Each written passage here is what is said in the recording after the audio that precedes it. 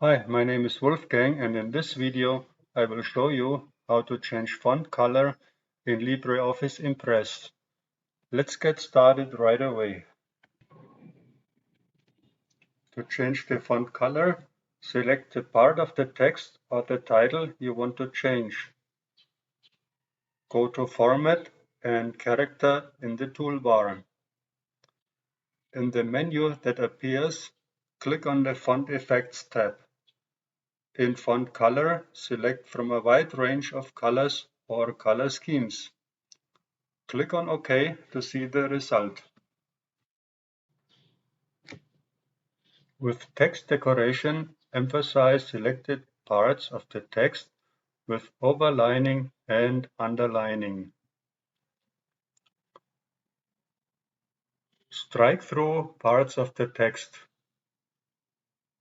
Case and relief are also available under this tab. After specifying all the changes, click on OK and check the result. This concludes our short video about changing the text color and other effects in LibreOffice Impress. If you liked the video, give me a thumbs up and subscribe to my channel. If you have any questions, let me know in the comments. I will answer any comments.